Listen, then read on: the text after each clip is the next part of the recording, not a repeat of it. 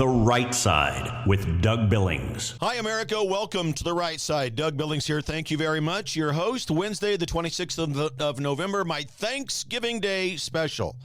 And I'm going to dive into this thing by deconstructing what the radical left liberal movement in America and around the world wants, turning Thanksgiving into a day of mourning. Are you kidding me? They say things like, we're going to decolonize Thanksgiving. We are going to have a show today packed with gratitude, history, and the unvarnished, unapologetic truth about the exceptionalism of America. From the Pilgrims to George Washington to Abraham Lincoln to you and me. Today, ladies and gentlemen, the Thanksgiving Day special on The Right Side with Doug Billings, which is now upon you. Are you ready? Let's go. The Right Side with Doug Billings. Hey everybody, my name is General Mike Flynn, and I'm here to do a big shout out for my great friend and one of the best in the business, Mr. Doug Billings. Right Side with Doug Billings, Right Side with Doug Billings. Doug is the future of the airwaves when it comes to independent broadcasters and podcasters. He is the new Rush Limbaugh. He's exactly what America needs right now, looking for honesty, looking for wisdom, looking for truth, looking for patriotism. Listen to Doug Billings at Right Side with Doug Billings. God bless you and God bless America, and thank you. Ladies and gentlemen, we are winning. We're winning, winning, winning. Welcome to The Right Side with Doug Billings. Are you ready? We are not liberal snowflakes who melt away in the face of tragedy, adversity, and challenge. We are a covenant nation under God, and his divine providence is not dead and it's not gone. It is living within each and every one of you. And you will bring it to life in such a way that the world has never seen before. We never back down. We never give up. We march forward.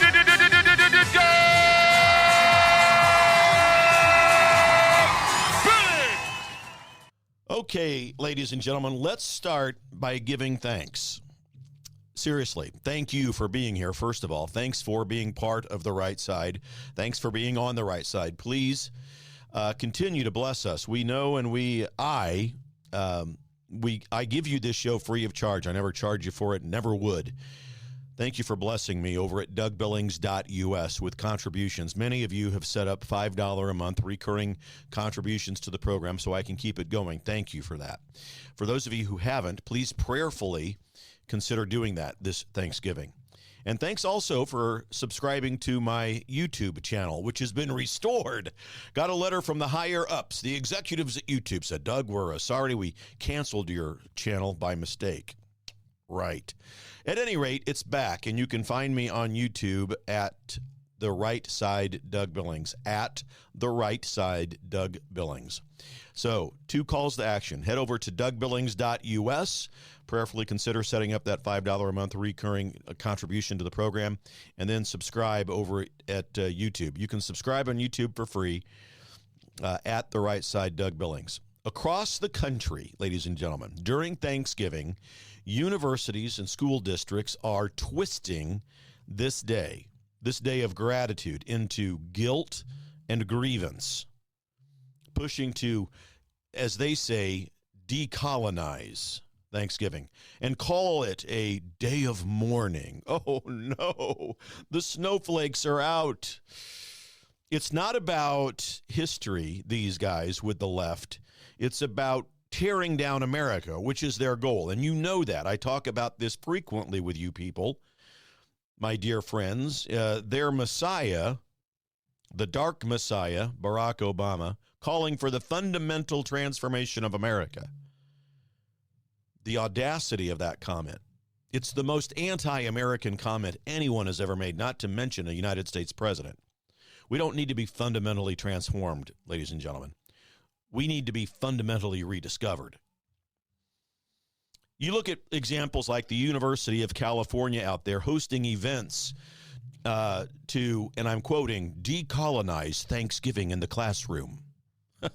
And they reframe it around Turtle Island and all of that perspective that erase our positive legacy. In St. Louis, Missouri, my home state of Missouri. Now, I was born in Kansas City and raised in Grandview on the other side of the state, but Washington University in St. Louis, a bastion of liberal kookism, promotes inclusive practices that undermine the traditional story of the founding of our country with the Pilgrims.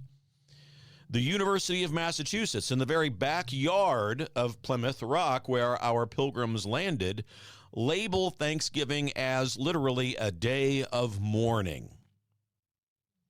They try to highlight Native American struggles. Now, no one denies that. We'll talk about that. I will always address the truth. The University of Maryland talks about, and I quote again, colonial disruption of indigenous food systems. Oh, boy. Yeah. And school districts in Albuquerque, New Mexico, in the public schools for the kids out there, setting up Thanksgiving as a, quote, reminder of genocide. And Berkeley Unified School Districts in California obviously pushing a, quote-unquote, rethinking Thanksgiving. And it's a guide that they've actually published that turns Thanksgiving again also into a day of mourning. So, ladies and gentlemen, this is not education that's happening at these institutions. This is indoctrination. And I know that you know that this exists. These liberals are cherry-picking dark moments in our history to paint America as evil. And they ignored the full context of our founding and of the intent of the founding fathers and so forth. Ladies and gentlemen, Thanksgiving represents unity, survival, and, of course, divine providence, divine intervention, divine inspiration. Thanksgiving is a shared 1621 meal between Pilgrims and the Wampanoag Indians that symbolized allegiance and it symbolized gratitude. Yes, of course, history has scars, but scars are a sign, a visible sign of healing. Decolonizing Thanksgiving, ladies and gentlemen, that's code for erasing our founding principles. That's what they want to do. As conservatives, we protect this holiday, thank you very much, because it reminds us of America's promise. We are a nation built on faith, hard work, and opportunity for everybody. And it ties into a broader liberal tactic they have, this nonsense that I've just told you about. They attack Christmas the same way. They call it colonial. They call Independence Day oppressive. All of this rooted in critical race theory, questioning everything. They want to slow down what we're doing. They want to sow division and ultimately transform us away from the intent of the founding fathers and the divine providence of God. But facts, ladies and gentlemen, the facts and truth fight back. Many Native American tribes in this country celebrate Thanksgiving as a harvest feast. All you have to do is contact people at the National Congress of American Indians to find that out. And we honor alliances like we had with the Wampanoag Indians. The treaty that we had with them lasted 50 years, and it had mutual benefits. Pilgrims learned how to cultivate corn. Native Americans gained trade goods and products. See, liberals use selective history to divide us. Every policy, piece of politics, part of their platform, it all sows division, chaos. Every bit of it. Evidence of the obvious is sufficient. Just look around, especially during the last 5 years. Show me any liberal policy, and I'll show you where chaos thrives. But they use the selective history to divide us, ignoring the progress, like the Indian Reorganization Act of 1934, which restored the tribal lands throughout this country for Indians, and it provides $6 billion in annual health care via the Indian Health Services movement. So don't buy in to all of the guilt, ladies and gentlemen. Thanksgiving celebrates things like resilience and faith. We don't celebrate victimhood like the radical left wants us to continually dwell upon. We are a grateful, united America. And that, ladies and gentlemen, is the left's worst nightmare. They do not want us to become grateful. They certainly don't want us to become united. Look at what they do. Now, we counter all of that with the truth about the Pilgrims and the American miraculousness, the American exceptionalism that's out there. The Pilgrims landed in Plymouth in 1620. Half of them, ladies and gentlemen, died that first winter here from starvation and disease. But with the help of the Wampanoag Indians, and especially from an Indian specifically, the one named Squanto, I hope most of you listening or watching this program have heard and have been taught about Squanto, a Patuxet Indian who had been enslaved for a time by other Indian tribes. He was freed by Catholic priests, taken to Europe, learned English, and he returned to America as an interpreter. And the colonial Americans really viewed him as a kind of a godsend. God had sent him to help save the Pilgrims and help them to survive. They really did view him that way. You're not taught that in modern day education. Now, another thing that most Americans probably don't know is that the early colonial colony experimented with socialism. Now, they didn't call it that. They called it community service, a community compact. All of the crops they grew, all of the goods they produced, all put into a common store where everybody could share and use. It was like a commune. That's what they had created. And it failed miserably.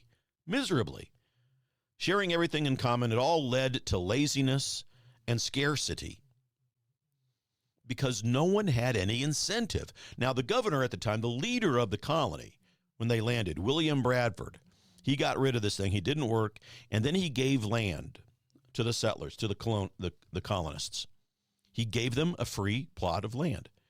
And he wrote about it in his journal. He said, quote, "This had very good success, for it made all hands very industrious. Crops boomed, and prosperity followed. And that's a lesson for us, even back then for this Thanksgiving, the very original Pilgrims. Socialism flops, capitalism thrives because it has incentives." You know, Rush Limbaugh, the great Rush, reminded of this every Thanksgiving. Early America rejected collectivism, and they embraced freedom. And that is what sparked America greatness. That's what sparked it all. This industriousness didn't stop at our shores either, because once we harnessed it, it blessed the entire world, my friends. America's innovations like Edison's electricity, Ford's assembly line, the internet lifted global standards throughout the world. We've given over $4 trillion in foreign aid since World War II, probably much higher than that. We've eradicated smallpox and other diseases through vaccines and led billions of dollars in relief, feeding billions of people with organizations like UNICEF and the Red Cross and so forth and so on. And for the Native people, we've preserved cultures through organizations like the National Museum of the American Indian. We have funded tribal colleges, and we've recognized their sovereignty uniquely in this country. We've learned lessons. We didn't always get it right, but you see, that's the beauty of conservatism. We can look and understand at any organization, whether it be a republic, whether it be a company, an organization, a corporation, nothing left and run and led and managed by human beings is ever going to be perfect, ladies and gentlemen. We get that. We know it. We're going to make mistakes. Conservatives learn from them. We teach real history so that we can learn from the mistakes of our past. Liberalism wants to erase history, and it dooms us. It dooms us to repeat history. And in America, in this exceptional place, minorities thrive as well. Black entrepreneurship is at record high levels. Hispanic homeownership up 50% in the last few years. Scars like slavery and segregation are real. We don't deny them. We've confronted them. The Civil War obviously ended slavery, and we have civil rights laws that integrated our societies, and we're proud of that. No nation is perfect, but at least America pursues good, and we recognize divine providence of God, and we aspire to that. We have liberated continents, ladies and gentlemen. Defeated fascism in World War II, communism in the Cold War, and as Dinesh D'Souza says in his great movie, America, Imagine the World Without Her, a world without America would have no industrial revolution. It would have had no D-Day, no moon landing, no global tech boom, none of that, and more. Without America, there would be tyrants ruling, poverty engulfing billions of people, and diseases that are going uncured. No, America is a force for good, ladies and gentlemen. We export freedom. We export hope, liberty, freedom. We are not perfect, but we aspire to it. And American Indians had great contributions to our success throughout all of it. Navajo code talkers saved lives in World War II, and we honor that. And minorities the same way. The Tuskegee Airmen inspired global equality. Our aid, like that was given through the Marshall Plan, ladies and gentlemen, rebuilt Europe. Polio vaccines saved at least 20 million lives. $20 billion is given annually for Native American health and education initiatives. Affirmative action lifted generations out of poverty, and tribal gaming employs 700,000 people a year. Now, affirmative action was turned into something negative when we got rid of it. It became abused. But that's learning from history. We've turned our scars into strengths, and we should be proud, not in an egotistical way. This is not an ego statement. This is the truth. Gratitude builds resilience. We are grateful. Grievances and so forth, like the liberals want to put forth, breeds weakness and victimhood. Would you rather be resilient or weak? This exceptionalism that belongs to America ties into our founding fathers and their belief in and their pursuit of divine providence. We have in this country 3 pieces of work that are inspired by God and written by men. The Holy Bible, of course, the first and primary, inspired by God, written by men. The second and third, the American Declaration of Independence and our Constitution, also inspired by God, written by men. And our founders were flawed human beings, like you and me. Are you flawed? I certainly am.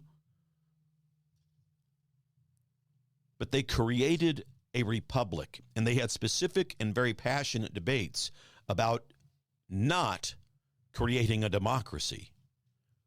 They wanted to avoid mob rule, and you'll notice that the radical liberal movement in America will never refer to America as what she is, a republic. They continually call us a democracy. They yell at me, Doug Billings, on the right side, you're a threat to our democracy. Yeah, okay, whatever. You know what I mean? They are under orders, literally. I'm not making that up. They are under orders from the political class, the Communist Socialist Party, formerly known as Democrats. They give orders to themselves, to their party, do not call us a republic. And likewise, they give orders to their minions on social media and in the mainstream media. Don't call us a republic. And they don't do it because republic is the root word of Republican. And in America, we have a Republican form of government because we are, in fact, a republic. The founders wanted a republic to temper passions through representatives. Madison warned and talked about this in the Federalist Papers, Federalist number 10. Ladies and gentlemen, if you have not read the Federalist Papers, that is your homework assignment. Democracies cause turbulence, Madison said. Hamilton also feared Democrat democracy violence. You wonder where have you seen turbulence? Where have you seen violence lately in the United States? I wonder if you might have noticed that it's only in the cities that are run, led, and managed by the Communist Socialist, formerly known as Democrat Party. Is it ironic that chaos is what always prevails in those cities? Is it ironic that they want to inflict chaos upon us? Maybe because they want to break down and follow the words of their dark messiah, Barack Obama, who told them to fundamentally transform America. And the fastest way to do that, in their view, is to inflict chaos. Because if they do it enough and with great success, they believe that we will come to believe that we must depend on the government to help us, not the divine providence of God. And they looked, the founders did, to ancient Athens and their democracy, which killed Socrates by a vote because he spoke out too often. The mob voted to execute him. Liberals stir chaos with riots, arson, and anarchy, calling us a democracy simply to foster division. And the founders debated this, and they debated slavery very passionately. Benjamin Franklin called it execrable.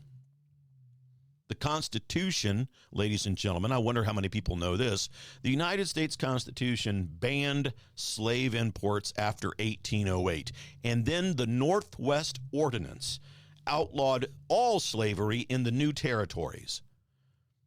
They built tools for progress, the founders did, like the amendment process in our Constitution, leading to the 13th Amendment that abolished slavery. You see, they knew that in time the people would work towards ending it. That's what the founders wanted, and it was so. George Washington prayed at Valley Forge. Franklin called for prayer at the Continental Convention.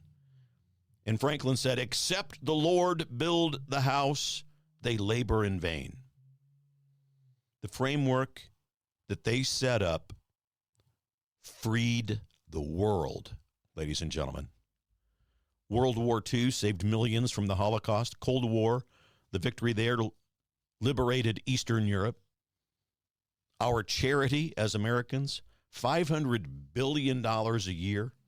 Penicillin that we invented saved 200 million lives. GPS systems save people in emergencies around the planet. Even our Clean Air Act inspired international standards. Our alliances with military groups and countries prevents wars, and the dollar stabilizes trade. For minorities, we've given the GI Bill as just an example of veterans' benefit, regardless of color. Tribal lands are protected, 56 million acres. We are a beacon of blessing to the world, and our founders' educational system and recipe is something that you should all look at. It fostered virtue. The Founding Fathers wanted in colonial and early American educational curriculums the Bible to teach morality, philosophy for thinking. Philosophy teaches us how to be critical thinkers. Science, of course, for discovery. Civics to learn about our government and how it works, rooted in faith. And that's all in the Northwest Ordinance. Contrast that with today. Yes, we had the arts, sciences. Latin was in there because that's the language of science, and physical fitness. And you contrast that with today's, the decolonization efforts. That's nothing but division. The Pilgrims self-taught themselves how to survive here with the help of the Indians. And we mirror that. We recognize that. We honor it. We remember it, and we're thankful for it, turning a hardship into a harvest. Thanksgiving evolved from that first 1621 feast into a national day. George Washington issued the first proclamation in 1789 after Congress requested that he do it. And here's the full text from George Washington, ladies and gentlemen. Whereas it is the duty of all nations to acknowledge the providence of Almighty God, to obey his will, to be grateful for his benefits, and humbly to implore his protection and favor, and whereas both houses of Congress have by their joint committee requested me to recommend to the people of the United States a day of public thanksgiving and prayer be observed by acknowledging with grateful hearts the many single favors of Almighty God, especially by affording them an opportunity peaceably to establish a form of government for their safety and happiness. Now, therefore, I do recommend and assign Thursday, the 26th day of November, the next, to be devoted by the people of these states to the service of that great and glorious being who is the benefit, author, and of all that is good in the world, that is, or ever will be, that we may then all unite in rendering unto him our sincere and humble thanks for his kind care and protection of the people of this country previous to their becoming a nation, for the single and manifold mercies and the favorable interpositions of his providence which we experienced in the course and conclusion of the late war, for the great degree of tranquility, union, and plenty which we have since enjoyed, for the peaceable and rational manner in which we have been enabled to establish constitutions of government for our safety, our happiness, and particularly the national one now lately instituted for the civil and religious liberty, which we are blessed with, and the means we have of acquiring and diffusing useful knowledge, and in general for all the great and various favors which he hath been pleased to confer upon us, and also that we may then unite in most humbly offering our prayers and supplications to the great Lord and ruler of nations, and beseech him to pardon our national and other transgressions, and enable us all, whether in public or private stations, to perform our several and relative duties properly and punctually, to render our national government a blessing to all the people by constantly being a government of wise, just, and constitutional laws, discreetly and faithfully executed and obeyed, to protect and guide all sovereigns and nations, especially such as have shown kindness unto us, and to bless them with good government, peace, and concord, to promote the knowledge and practice of true religion and virtue, and increase the science among them, and generally to grant unto all mankind such a degree of temporal prosperity as he alone knows to be best. Given under my hand at the city of New York, the 3rd day of October in the year of our Lord 1789, George Washington. Powerful and acknowledging God's favors in almost every sentence, seeking pardon, promoting virtue, and it set the tone for national gratitude, ladies and gentlemen. Abraham Lincoln built on that during the Civil War, proclaiming Thanksgiving a permanent national holiday in 1863 to unite a divided nation. Amid bloodshed, he called for thanks. He said, "To our beneficent Father, who dwelleth in the heavens," and he urged healing and restoration. It was a pivotal moment, turning a harvest tradition into a unifying force. During our darkest hour, it emphasized divine providence and national renewal, ladies and gentlemen. Folks, challenges are gifts, and we conservatives know that. Blessings are yet perhaps unborn, but if we are in the midst of a tragedy, a challenge, or an adversity, no matter how severe, blessings are there waiting to be born. That's what we are thankful for as conservatives. We know that God will bless us. It's not always easy, of course not, when you're in the middle of a adversity, a challenge, or a tragedy. But we know that God waits.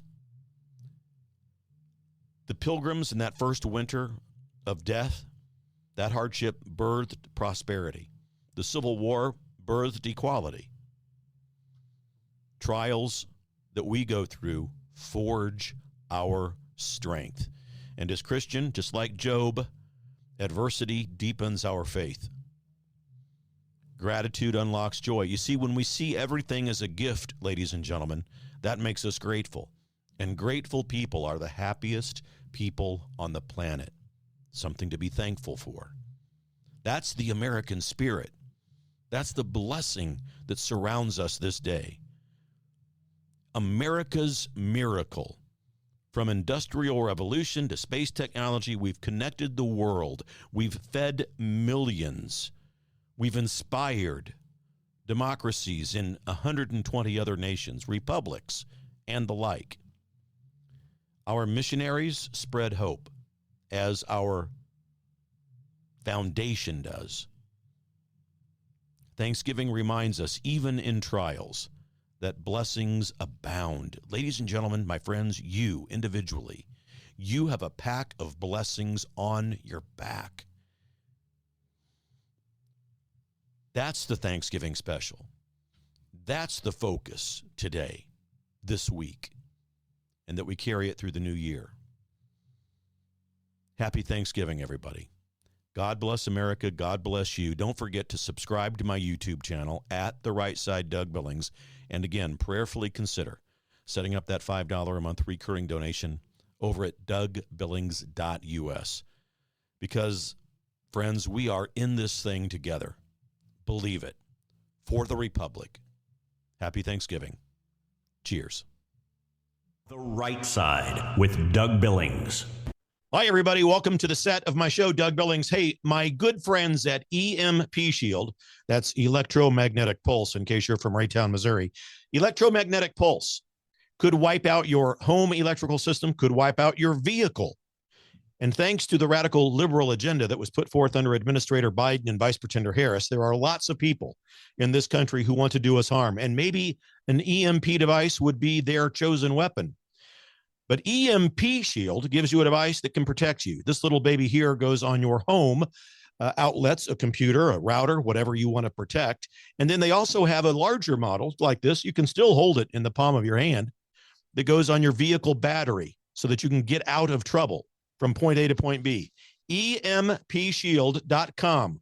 Promo code Doug, ladies and gentlemen. Save yourself. Save your property. EMPshield.com. Promo code Doug. We're in this together, folks. Believe it. For the Republic. Cheers. The Right Side with Doug Billings.